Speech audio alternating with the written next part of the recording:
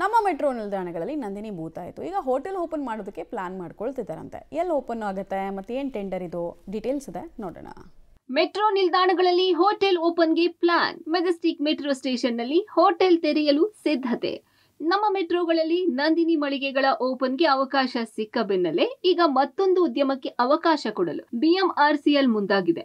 Metro ಸ್ಟೇಷನ್ಗಳ ಪಕ್ಕದಲ್ಲಿ BMRCL ಜಾಗ ಇದ್ರೆ ಆ ಜಾಗದಲ್ಲಿ ಹೋಟೆಲ್ ಓಪನ್ಗೆ ಅವಕಾಶ ಮಾಡಿಕೊಡಲಾಗ್ತಿದೆ. ಆರಂಭಿಕವಾಗಿ ಮೆಜೆಸ್ಟಿಕ್ ಮೆಟ್ರೋ ನಿಲ್ದಾಣದಲ್ಲೂ ಹೋಟೆಲ್ ಓಪನ್ಗೆ ತಯಾರಿ ನಡೆದಿದೆ.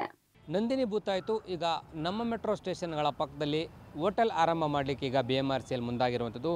ಮೆಜೆಸ್ಟಿಕ್ನ ಮೆಟ್ರೋ ಸ್ಟೇಷನ್ ಮುಂಭಾಗದಲ್ಲಿ ಗಮನಿಸ್ಬೋದು. ಮೆಜೆಸ್ಟಿಕ್ನ ಮೆಟ್ರೋ ಸ್ಟೇಷನ್ ಬಳಿ ಪಕ್ಕದಲ್ಲೇ ಈಗ ಹೊಸದಾಗಿ ಒಂದು ಹೋಟೆಲ್ ಓಪನ್ ಮಾಡಲಿಕ್ಕೆ ಈಗಾಗಲೇ ಎಸ್ಟಾಬ್ಲಿಷ್ಮೆಂಟ್ ಆಗ್ತಾ ಇರ್ತಕ್ಕಂಥದ್ದು. ಈ ರೀತಿಯಾಗಿ ನಮ್ಮ ಮೆಟ್ರೋ ಸ್ಟೇಷನ್ಗಳ ಪಕ್ಕದಲ್ಲಿ ಬಿಎಂಆರ್ಸಿಎಲ್ ಜಾಗ ಇದ್ದಾಗ ಅದನ್ನು ಟೆಂಡರನ್ನು ಮಾಡಿಕೊಂಡು ಹೋಟೆಲ್ ಮಾಡಲಿಕ್ಕೆ ಅವಕಾಶವನ್ನು ಮಾಡಿಕೊಡ್ತಾರೆ. ಯಾರು ಬಿಡ್ದಾರರು ಇರ್ತಾರೆ ಅವ್ರು ಬಂದು ಇಲ್ಲಿ ಹೋಟೆಲ್ ಮಾಡಲಿಕ್ಕೆ ಅವಕಾಶವನ್ನು ಕೂಡ ಮಾಡಿಕೊಡ್ತಾ ಇರ್ತಕ್ಕಂಥದ್ದು.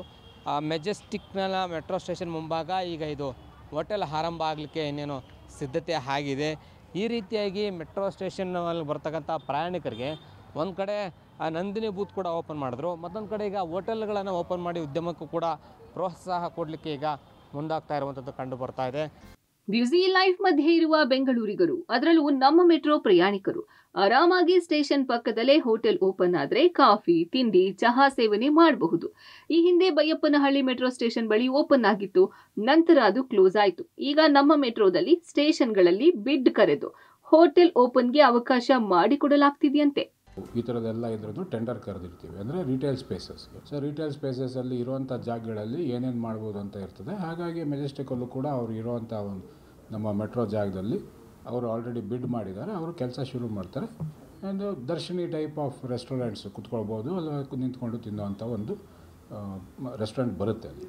ರಿಟೇಲ್ ಸ್ಪೇಸಸ್ ಅಂತ ಹೇಳಿದಾಗ ನಾವು ಎಲ್ಲೆಲ್ಲಿ ನಮ್ಮ ಜಾಗಗಳಲ್ಲಿ ಅವ್ರು ಹಾಕ್ಕೋಬೋದು ಅನ್ನೋದನ್ನು ಐಡೆಂಟಿಫೈ ಮಾಡಿರ್ತಾರೆ. ಇಷ್ಟು ಜಾಗ ಇದೆ, ಇಷ್ಟು ಏರಿಯಾ ಇದೆ ಅಂತ. ಆ ಜಾಗದಲ್ಲಿ ಏನು ಹಾಕ್ಕೋಬೋದು ಅಂತಲೂ ನಮ್ಮವ್ರು ಹೇಳಿರ್ತಾರೆ. ಅದ್ರ ಪ್ರಕಾರ ಜನರು ಮುಂದೆ ಬಂದು ಅದನ್ನು ಟೆಂಡ್ರಲ್ಲಿ ಅವರು ಪಾರ್ಟಿಸಿಪೇಟ್ ಮಾಡಿ ತೊಗೊಂಡ್ರೆ ಅವ್ರಿಗೆ ಕೊಡ್ತಾರೆ. ಒಟ್ಟಾರೆ ನಮ್ಮ ಮೆಟ್ರೋ ನಿಲ್ದಾಣಗಳಲ್ಲಿ ನಂದಿನಿ ಮಳಿಗೆ ಬಳಿಕ ಹೋಟೆಲ್ ಉದ್ಯಮಕ್ಕೆ ಅವಕಾಶ ಮಾಡಿಕೊಡೋದಕ್ಕೆ ಮುಂದಾಗಿದ್ದು, ಇದರಿಂದ ಪ್ರಯಾಣಿಕರಿಗೆ ಅನುಕೂಲ ಆಗುತ್ತಾ ಕಾದು ನೋಡಬೇಕಿದೆ. Lokesh Kodagadala, public TV, Bengaluru.